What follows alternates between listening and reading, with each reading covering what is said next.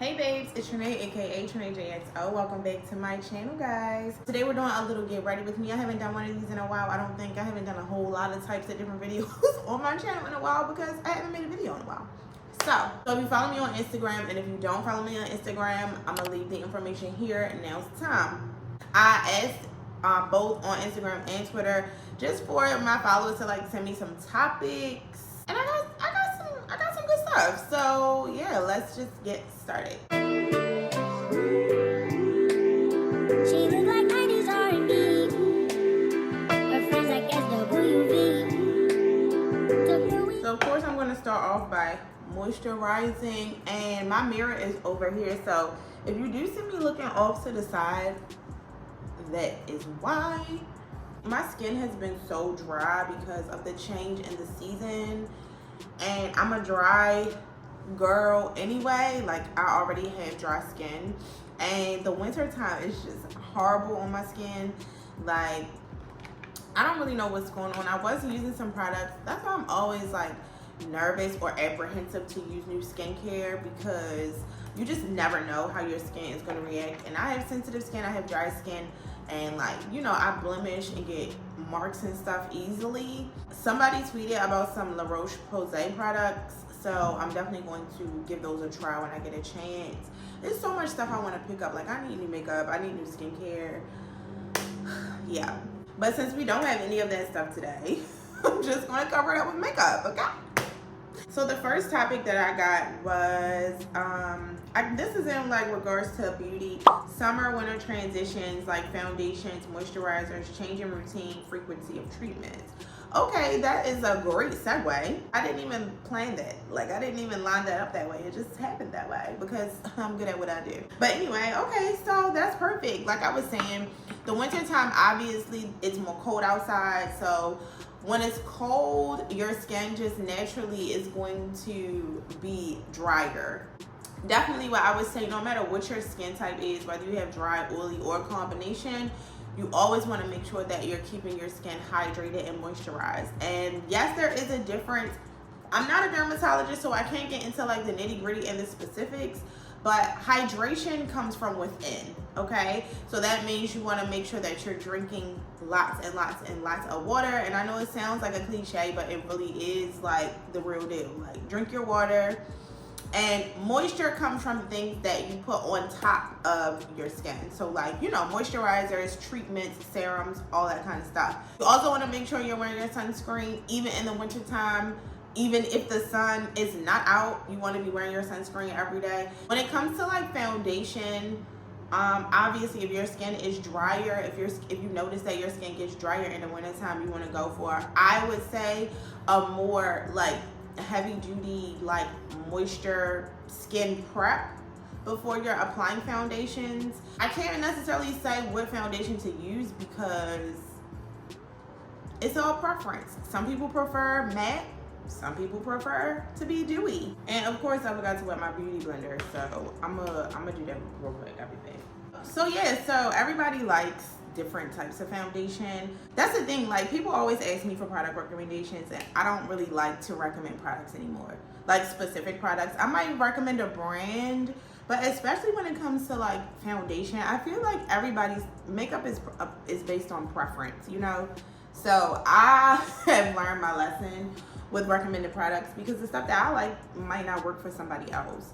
It's more so about like trial and error, you know? I feel like I can make recommendations to give you like a starting point, but it's trial and error.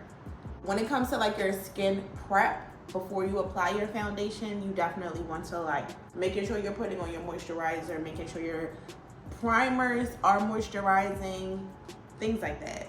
My skincare routine doesn't change that much. The only thing that I would say is I incorporate a lot more like nighttime moisture products, and I definitely do more masks. In the wintertime, I like sheet masks, so I do those more in the winter. Making sure I'm exfoliating more, because the exfoliation is going to help get rid of like any dry skin patches. And if you do have dry skin, you know that can like be an issue, getting like dry patches on your face. Something that I also want to try to help to like smooth the appearance of my skin and my makeup is dermaplaning. But I'm wondering if I can do it myself or if I should go to an esthetician to have it done, because I've never done it before, but I see girls do it on YouTube all the time. We'll see. Okay, foundation is on. When it comes to like my product placement, if you notice, when I do my foundation, I don't put any around my eye area, and that's because when you go in with your concealer, you don't want too many products to pile up right there, because that like makes it look more cakey. I like to layer my concealers. I use this one, the Too Faced Born This Way concealer. This is like more close to my skin tone. And then I take like a lighter concealer, which I use for brightening. This is the e.l.f. Hydrating Camo Concealer. This is in the shade Light Sand. So I just layer this right over top of the other concealer, but I use less of this. I use the darker concealer everywhere else because I don't want all those other places to be super bright. Then I take the lighter concealer and go down my nose. Sorry, it's hard to do that not looking in the mirror because I want to make sure that line is straight. Okay. And then while that's drying, I do my cream contour. And with this placement, y'all, I get so annoyed with people in their contour placement. I feel like when it comes to your cheek contour, people apply their contour so low on their face and it drags your face down. Even when you get your makeup professionally done, makeup is not one size fits all. So you could watch somebody on YouTube do their makeup, and what they do on their face is not what maybe you should do on your face, like step by step by step. Even when I do my client's makeup, it's not the same as how I do my own, because my face shape is different. Everybody's face shape is different. But you have to pay attention to like your face structure, because if you apply it too low and then by the time you blend it out, your contour is like all the way down here. I don't know, I feel like I just went on a rant, but it's so annoying to me. Like, people's contour be all the way down here and I'm just like, why? The point is for you to look chiseled. How you look like you got chiseled cheeks and it's all the way down here? Girl, please stop it, please. And I'm here to help. I have makeup lessons. I teach virtual makeup lessons. So if you're interested, the information is always in the description box, okay? I need to hear the come up story. Talk about the boutique you had too. So this was from one of my Instagram followers. Shout out to Travis if you're watching. A lot of people don't know this because it was some years ago, and I don't really talk about it that much because I'm not one of those people who feels the need to like brag, or I don't even know if that would be a brag, but like I don't know. I'm super humble or modest, I guess. And also too, because I feel like people just, if you don't have like a certain amount of followers for whatever reason, people don't feel like that can solidify you in whatever, in your respective industry. And I just need people to stop that, because it's just not the case. It could go either way. People can have 2,500, 3,000 followers on Instagram and can be the head of a company making six figures. I won't say millions, but I'll just say making six figures, or just successful, period. Let's not even put a price tag on it. Or people can have hundreds of thousands of followers and be broke, or have nothing to show for it. So like, that means nothing. Y'all need to get that out of your heads. So, but that's another reason, that's one of the main reasons why I just don't even talk about it, because I feel like people just don't take you seriously when you don't have a following. Yeah, I actually used to have a boutique. It was a women's boutique. It was e-commerce, so that it was online. I did that for 3 years. I think at some point I will do like a get to know me video or whatever. I just don't feel like people care right now. Maybe I'll do that when I hit 1,000 subscribers. I don't know. A little bit of backstory. I went to school for fashion. I've always been involved in fashion. I've always been like a student of fashion. I've always been so enamored and infatuated with fashion, like since I was a little girl. I ended up going to school for fashion, getting my degree in fashion merchandising and business and retail management. Yeah, so I've always had a background in fashion. Like, I've done internships, like I've worked in retail, I worked as a buyer, I worked as a stylist. Like, even now, like I do still take like styling clients, personal shopping clients. Like, I do that now. I've had 2 boutiques. One was a shoe store.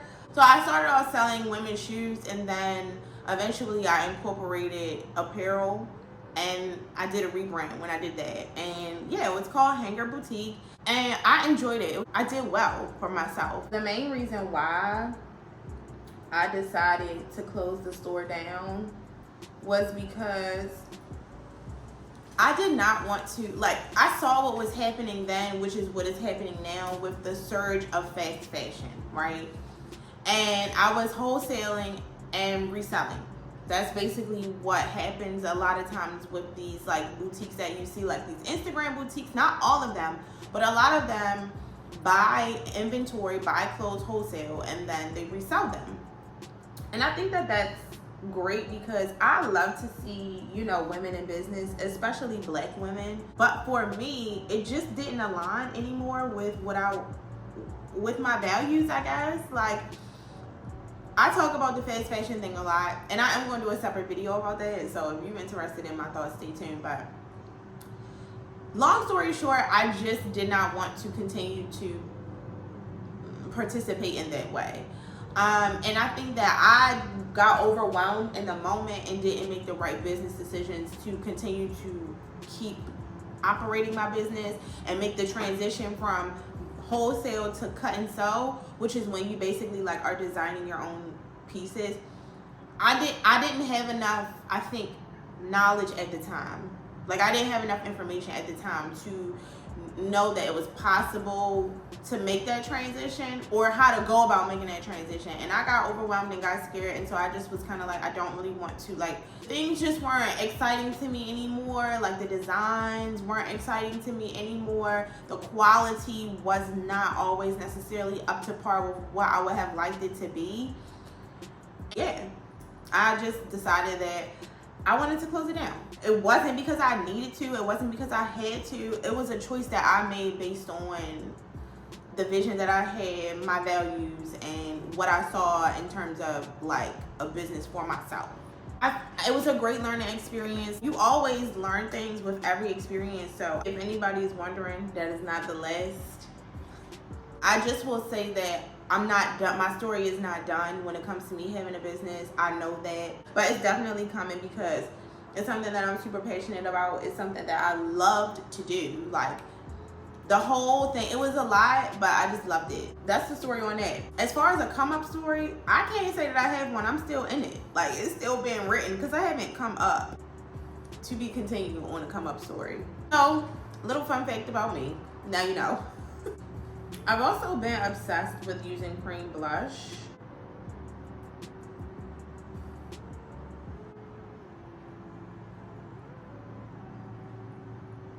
Okay, and I'm a blush girl. Like, if you're not wearing blush, I don't know what you're doing with your life, but you need to get it together. I really need to get a powder puff. I ordered some from Amazon and they never came. So I don't know what that's about. And the setting powder that I'm using is the Laura Mercier. This is in translucent honey. I started using honey because I just found that the regular translucent powder was too light. Like, it was too bright. I didn't like it on my skin. Now I'm just taking some bronzer and setting where I put my cream contour.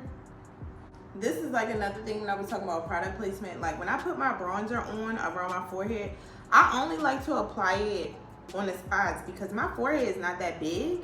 So I don't like to cut off my forehead like in the middle. So I really only put the bronzer to have like contour on the sides. These brows, girl, they need to be done so bad. So next question. Cancel culture. Cancel culture is at an all-time high right now. And honestly, like, I can't keep up. I feel like every day somebody else is getting canceled. It's so, a lot of times now I feel like when I get on social media, especially Twitter, it's like I'm stepping into another world or like another dimension. Like, because it's just crazy. I don't know. But as far as cancel culture is concerned, I feel like it's getting out of hand. I think social media is, obviously, it has its pros and cons. And, you know, social media has given a voice to the voiceless, and there are instances when that is constructive, and then there are instances when that is destructive. I do also feel like with the time, so much stuff is like considered inappropriate. Now, a lot of things have been inappropriate, but I just also feel like there was a time when, I don't know, people say all the time, like, everybody's just so sensitive these days. And I don't completely disagree. Everybody just feels the need to respond to every single thing. It's like, as a public figure or as a celebrity, that's a lot of pressure to feel like. I don't know if they all do, but that's a lot of pressure to feel like you have to be so calculated with what you say, because any little thing that you say can be taken out of context, misconstrued, and then weaponized against you. While I do think public figures and celebrities have a responsibility, they have a responsibility to some degree to like be aware, be culturally aware. Obviously, you shouldn't be like straight up disrespecting any group of people. But I also feel like it's not fair because they have so much to lose. You get what I'm saying? And it's like regular Joe Schmo can say whatever they want and there's no repercussions for it. There are so many regular people who say disgusting things on the internet and they are not held to the same standard. And it's like, we're all people. I just don't feel like it's a level playing field, you know, sometimes, because regular people like be going ham in celebrities' comments, like saying crazy stuff that they would never say to people's face. And there's no repercussion for them unless somebody really does their due diligence and like does a deep dive to find out where they work and what they did, like all this stuff. But who's really going to take the time to do that? 9 times out of 10, celebrities don't have time for that. You get what I'm saying? So it's just like, to me, it's not a level playing field. I don't like cancel culture because it's another one of those things for people to jump on a bandwagon. The worst part of it all is that a lot of it is based on fallacy and false information. A prime example is what's going on with Kanye, and I'm not even gonna get into it, and you can feel however you want to feel about him and whatever he said, because to be quite honest, I don't even really know what he said that warranted the response that he has gotten. However, people like are the most bandwagon people I have ever, like, it's like nobody has an original thought anymore. And I think a lot of people like myself don't even know, honestly, in grave detail, what specifically Kanye West did to warrant what has happened to him. And as opposed to people gathering all the information about a lot of things before they form an opinion or before they decide they want to cancel somebody, they just go based off of what they see and what they've heard from someone else and adopt somebody else's opinion as their own. Or maybe they already are unfavorable to the person. Like, let's say you already didn't care for Kanye West. You see drama ensue around him, surrounding his name. He's in headlines. And now you use that as an opportunity to project all of the feelings that you've been feeling about him anyway that don't have anything to do with whatever he has done in the most recent thing. You get what I'm saying? So, I don't know. It just brings me back to how I feel about social media in general. Like, it's just a gift and a curse. Like, you know, it's a double-edged sword, I feel like, because there are so many beautiful things that come from social media, but it also has a very, very, very dark, ugly side. And I mean, but that's a part of life. Everything in life is about balance. So you can't have one without the other. You get what I'm saying? And it's just up to you to decide what you are going to subscribe to. But I've never been a follower. Never. Like, that's never been. I'm an independent thinker. I'm able to form opinions on my own. Like, you're not going to easily sway me or talk me into anything. And I wish more people operated like that, but unfortunately, it's so many people walking around who just don't have that mindset. Being a celebrity, being a public figure, being in a public eye is tough. And what's so crazy is that people always like throw all of these like shots at people and stuff, and it's like, y'all would not be able to walk a mile in these people's shoes. You get what I'm saying? Because they get so much stuff thrown at them on the daily. These people would not be able to last 1 minute in Kanye West's oversized space boots. Okay? That man he gets dealt so much. So much stuff comes his way. And the resilience and strength that takes is admirable, right or wrong. I don't know. I don't like, cancel culture is so weak and weird to me. I think that if it's warranted, fine. But a lot of times it don't be. And what makes me even more mad is that, like, y'all be applying the smoke to the wrong places. The people y'all really should be upset about and really be canceling for real, y'all don't. I know a lot of people that should be canceled that are not. My thing is, I'm never going to form an opinion or try to base an argument on something that I don't have all the information on. So at one point I was using like brow gel, but then I started using clear eyelash glue to set my brows, and I like that so much more because they literally do not move. So I just take clear eyelash glue and dot it in my brow. And then obviously you have to do this quickly because before it dries, I just like to brush it through. Now, if you don't like the feathery brow look, I wouldn't recommend this. But I love the fluffy feathery brow look, so that's why I like to do this. So that didn't turn out too bad. Not too bad. Why situationships seem to be more ideal than real relationships? Well, I hate to blame social media for everything. What am I? This is not. I'm doing the wrong thing. I don't know. I don't be here for the situationship. I don't be here for it. Okay, is we is or is we ain't. That's the space I like to operate in. But I also feel like different strokes for different folks. If it works for you, cool. I think social media has a lot to do with it. I think that people be feeling like they want to keep something in their back pocket to keep their options open because they see all of this stuff on social media that looks visually appealing and stimulating. But sometimes, a lot of times, it's smoke and mirrors. People have trust issues, and understandably so. But I feel like social media plays a part in it too because you never really know what's real. But that's why it's important to like be able to talk to people, have conversations with people, interact with people face to face, because you get to like go off of vibes and feel people's energy. And you can read mannerisms and like, you know, when you're talking to somebody, you can tell when they're trying to get over on you. When you're having a face-to-face interaction with somebody, you can just feel it out. And whatever your gut tells you is what you go with. And you know, it's unfortunate because there are so many people who are afraid of getting hurt that they're not even willing to like take the risk of seeing what could be or would be. Sometimes people think that you might be too good for them. They don't know how to admit that to you. But I do understand the whole thing of like not wanting to trust people because it's some real live weirdos out here. That is tough, but you gotta trust your gut. You just gotta trust your gut. And I'm gonna say this, and this could be wrong, so y'all don't come for me, but I think in most cases, women are the ones who suffer more from a situationship. And that's our fault. So what I would say is that if you are in a situationship with somebody and that's not what you want, leave. It's that simple. Leave. Because you can't force anybody to do something that they do not want to do. And ultimately, if you continue to stay in a place that you're not happy, it's no longer the other person's, well, it's never the other person's fault. But if you expressed your needs and they are just not stepping up to the plate, if you stay, baby, that's on you.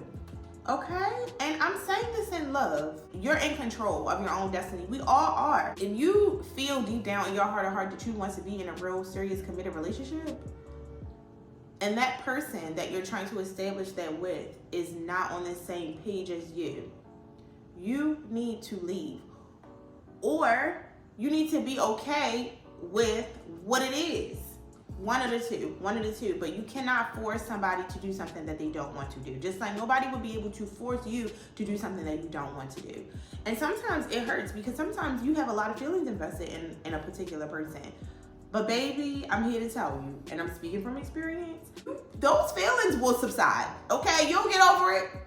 It might take a while, but I promise you'll get over it. I don't think that it's that situationships are more ideal. I think that it's humans operate in a comfort zone, right? So if they're comfortable being in a situationship, then that's all they're going to be in. That's all they're going to strive for. I don't even think it's necessarily that it's ideal per se. I just think that they're just like, oh, okay, well, if this is all I need to do to keep you around and still be able to benefit from this situation, then this is all I'm going to do. I don't even think that it's a thing of like it being ideal, because a situationship isn't necessarily ideal for anyone. Nobody wants to be confused. Nobody ever wants their emotions to be, and their feelings to be toyed with. Nobody wants like that type of emotional warfare. So like, it's not ideal. I don't think that it's ever an ideal situation. I just think that people end up settling there because it's a comfort zone. Yeah, I'm not putting on lashes today because I ain't got time for that. So mascara it is. I told y'all sometimes I don't wear lashes and I'm totally fine with that. And when I don't, I just like to do my liquid eyeliner. This one is by Essence. I got it from Ulta. And I like it because it's waterproof. It's really, really black. And the applicator is like a brush, but it's really, really, really thin. I don't like those felt tip ones. I don't really like them that much. So yeah.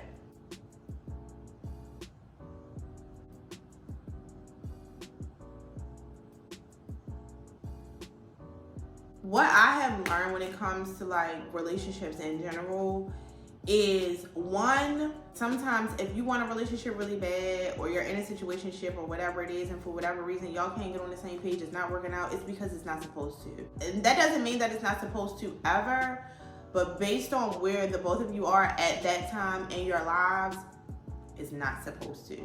I'm learning to like not force stuff anymore. Like if it's too much resistance, that means that it's just not meant to be at that time, and that is okay. And I think that it's not a reflection of either party being a failure. I truly believe in timing, destiny, everything happening for a reason, the universe working itself out, like all of those cliches. I believe in all of that stuff. And I've also learned that it's okay to like walk away from something that's not necessarily serving you.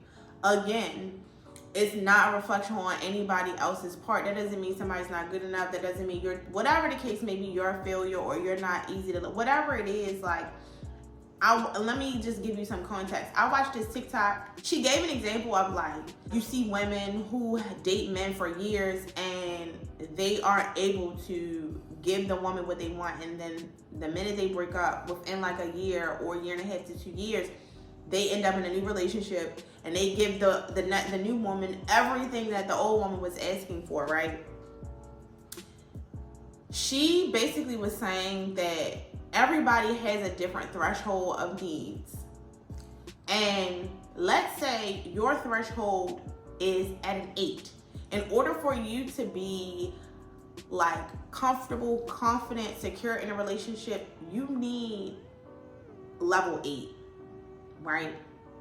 Let's say you meet a man who only needs level 6. So no matter how hard he tries, he could be trying his best, right? But if the way that he's programmed and where he's at in his life, his max is at a level 6. That's never going to be enough for you. Y'all always are going to be missing each other. It's never going to be a match. Y'all never are going to be equally yoked. And that doesn't mean that he's not good enough. That doesn't mean that your standards are too high. It just means that everybody has different needs when it comes to a relationship. And we all have different experiences. And sometimes that doesn't align. Unless somebody goes through different life experiences that their level becomes adjusted one way or the other. You get what I'm saying? So I say all that to say, like, just don't settle on the things that you want. And don't waste time. So it's like, if you meet somebody, if y'all are getting into it, and then you realize that like, it's praying for me, you should go. Don't try to move the puzzle pieces around to make it work and configure to work for you. No. Just take it in stride and move on to the next. It's so many people in this world. Somebody gonna be the person. That's my spiel on that. I'm about to wrap up my makeup and I'll be back. So yeah, babes, this is the final look. I just added some mascara and a lip, but yeah, this is like my everyday look. Of course, you guys know I do the same thing all the time. So that wraps up this chit chat / get ready with me video. I hope you guys enjoyed it. If you have any thoughts or anything to add about what we talked about today, then yeah, leave me a comment about that as well. I always like hearing what you guys think. and talking to you guys in the comments. So yeah, let me know. If you enjoyed this video, don't forget to hit the thumbs up button, babes, and make sure you subscribe to my channel if you haven't already. Thanks so much for hanging out with me today, and until next time.